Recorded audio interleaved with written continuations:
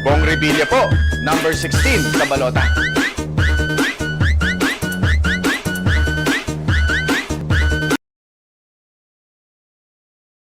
What's up at welcome sa Pochok Lang. Sa channel nito, mail kong sumuri ng mga relo ng mga kilalang personalidad at magbigay sa inyo na masabot-kayang alternatibo. Dahil mag-isa na lang na magbubudot sa labas ng kulungan, si Budots Jr. Minabuti ko na sa video na ito sumuri ng 4 sa relo na isinusuot ni Congressman Jolo Revilla. Bago po tayo magsimula, wrist check muna. Suot ko ngayon ng Argos Philippines Intervalum Consistence, ang bunga ng isang collaboration between Argos Philippines and De Guzman and Company. Those are both Filipino micro brands. Kung interesado po kayo na malaman kung maganda ang relong ito, kung para kanino ito, please subscribe to the channel and hit the bell icon para ma-notify kayo paglabas ng review nito. Hindi na ako magpapaligoy-ligoy pa. Tara na!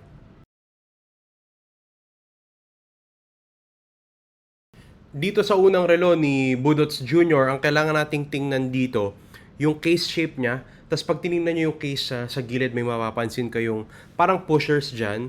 Tapos tingnan natin yung bezel ng relo na ito, na kulay itim siya. And if we look at the strap, it's color black as well. Mukhang rubber siya sa photo na ito. And it's important to note how it's connecting to the case. Parang may isang end link na nagpa-facilitate niyan.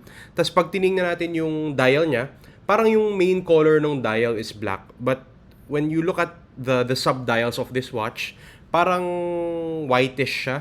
At dahil sa mga katangian natin ko, this is a Rolex Daytona 126519 LN. So, ang Daytona, marami siyang variations, but when you go outside of the entry-level steel versions of the Daytona, you enter into this category where the materials used are precious metals, especially for the case. So, this specific version of the watch, it has a white gold case. And so, expectations wise, naturally going from 904L steel to white gold, the material of the case, it's expected that it would be higher in terms of the price, and immediately that's obvious with the SRP.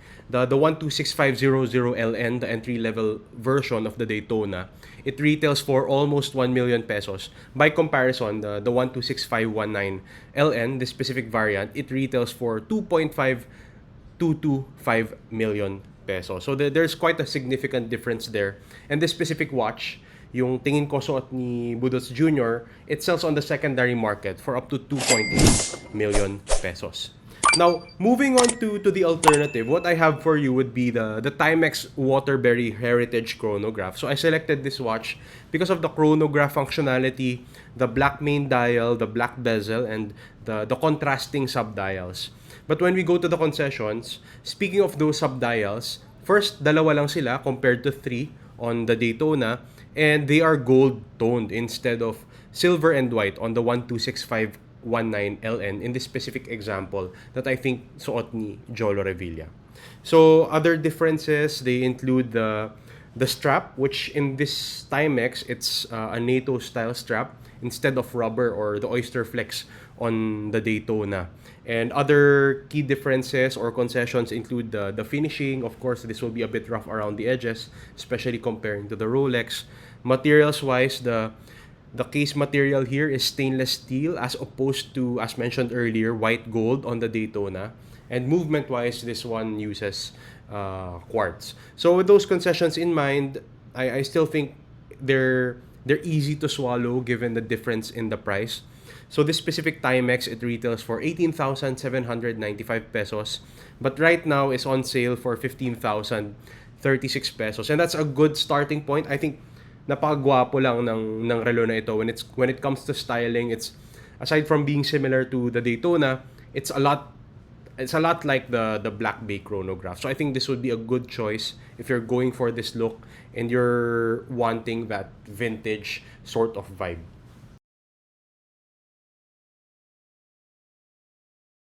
Sa relo naman na ito ni Budots Boy, ang kailangan nating tingnan yung hugis ng case. So parang kamukha ng Submariner, pero mapapansin nyo, yung crown niya baliktad, nandun sa 9 o'clock position instead of the traditional 3 o'clock position. I think that's sort of a giveaway. When you look at the style of the bracelet, it's in the Jubilee style. And then if you look at the bezel of this watch, it's quite obvious that it's bicolored green and black, and it's quite shiny. At sa mga katangian natin, this is a Rolex GMT-Master 2 126720 VT NR. So this watch, when it came out a couple of years ago, it was quite divisive, especially with the crown being on the left side, and Rolex sort of pitched it as innovative, and I think some watch enthusiasts were not too thrilled about this so-called innovation. However, in spite of its divisiveness, it still sells pretty well on the secondary market, and I see it sell here in the Philippines for up to 1.1 million pesos.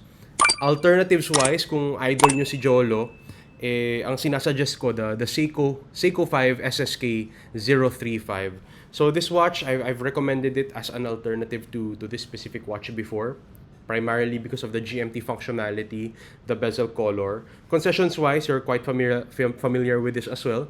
The crown placement here is at the 430 position. That's still not standard comparing it to the 3 o'clock position, but you have to be aware of that difference.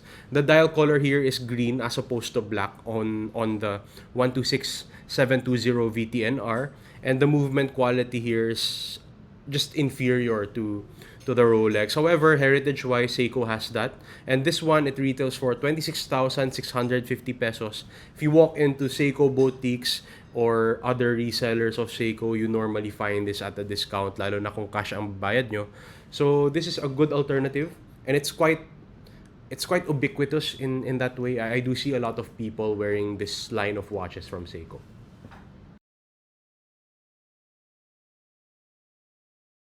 Dito naman sa relo na ito, ang kailangan nating tingnan, the two-tone bracelet. So it comes in two tones, silver and gold. And then if we look at the bezel of this watch, I think it becomes obvious na dive style watch ito, or dive watch. It's colored gold, and the insert here is colored black. The dial also seems to be black, although mahirap ma-ascertain yan from this angle and with this lighting. At sa mga katangian natin ko, this Rolex Submariner date, reference 126613 LN. This is a watch that I have featured many times on this channel, but I think mas sikat yung blue Sina variant with the blue Cerachron bezel insert and the blue dial. And this watch, the black dial version, it's not seen a lot, but it still appears here and there. One thing to note about this watch is that it's not as desirable as the steel versions of the Submariner date. So we go to the SRP of this watch. It retails for 1.118 million pesos. But on the secondary market, I see it sell for up to 1.1 million pesos. And that's quite an interesting difference between those two, especially with how typically Rolexes sell more on the secondary market. In this specific one, that's not the case. I think there are two factors that drive that. Number one is the desirability that I mentioned earlier. This one is not as desirable as other Rolex models. And with the recent SRP increases across the board for Rolex models starting in 2026, that sort of made buying this watch in the secondary market a logical option for you guys. However, mahal pa rin yan, and so we have to think of alternatives kung idol nyo si Jolo. And I'm recommending the Timex SX Avenue Day Date. I'm recommending it because of the two-toned look, the bulk of the watch, the black dial, and the gold bezel. Concession-wise, this is not a dive watch or a dive style watch. Wala nung bezel na typical of dive watches or dive style watches. Also, size-wise, this is 4 full millimeters bigger than the Rolex Submariner date, and finishing will not be on the same level. The materials here are all stainless steel, and the movement of the watch is quartz. However, when you look at the SRP, it's 9,795 pesos and is frequently on sale. You're giving up that dive style that I think is one of the draws of the Submariner date. Pero if you're just going for bulk, you're going for something stylish and something that's quite loud, the Timex SX Avenue date, this two-tone version, is a good choice for you as well. So dito sa relo na ito, I think medyo familiar na kayo. Let's look at the case shape, the dial color na kulay puti. There's a black bezel on the sub-dials. May black outlines, but the sub-dials themselves are white. The style of the bracelet, at dahil sa mga katangian na yan, this is, I think, a Rolex Daytona 126500 LN. This watch needs no introduction. I've mentioned it in passing earlier when I was talking about the 126519 LN, so alam nyo ng SRP niyan. by this time. And on the secondary market, I see it sell for up to 2.1 million pesos. Alternative-wise, I'm recommending the Orient Sports Mako Solar Chronograph na nire-recommend ko because of the chronograph style, the white main dial, the black bezel, and the bracelet style. However, concession-wise, the bezel is an elapsed time bezel and not a tachymeter. Aside from that, the size of this watch is 3 full millimeters bigger than the Daytona 126500LN. Movement-wise, there is some advantage here with it being a solar movement, but typically watch enthusiasts are more sort of enthused about mechanical movements or automatic mechanical movements. Finishing here will not be on the same level. Materials are going to be quite standard as opposed to the 904L steel that you'll find on the 126500LN. However, the watch retails for 22,200 pesos. And as I normally say, it's frequently on sale, especially if you walk into stores. I'll put some links in the description kung interesado kayo sa laro na ito. And it's coming from Orient, a brand that is sort of related to Seiko, and that just makes this watch brand quite reputable even in the watch enthusiast space. Kaya magandang choice sa inyong Orient Mako Solar Chronograph na ito kung naghahanap kayo ng mga alternatives for the Daytona. And it's not as ubiquitous as the Seiko speed timers. So kung interesado kayo sa ganitong itsura, maganda ring choice ang relo na ito para sa inyo. Ayun! Nakita na tayo ng 4 sa relo na isinusuot ni Budots Jr. At ang 4 na relo na ito, kung tama ang aking guess kung ano sila, base sa kanilang mga katangian, kung bibilhin nyo yan today, maaari kayong abutin ng humigit kumulang 7 million pesos. That's almost 2 million pesos per watch. At tingin ko, hindi masyadong maganda ang collection na ito.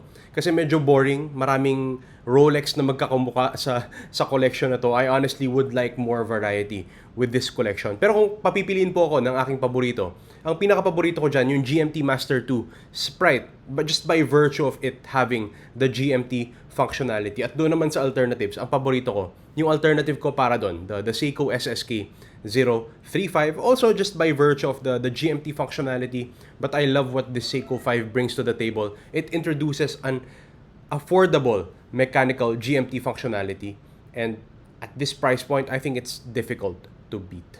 Pero opinion ko lang po yan. Kung iba po ang inyong opinion, kung tingin nyo meron pang ibang relo na mas angkop bilang alternative, let me know in the comment section down below. Kung nagustuhan nyo ang video nito, please hit the like button, at kung trip nyo yung ganitong klaseng content, watch reviews, pagsuri sa mga relo ng mga kilalang personalidad, please subscribe to the channel and hit the bell icon. Yun lang po. Maraming salamat sa oras ng panonood. Laters, yo!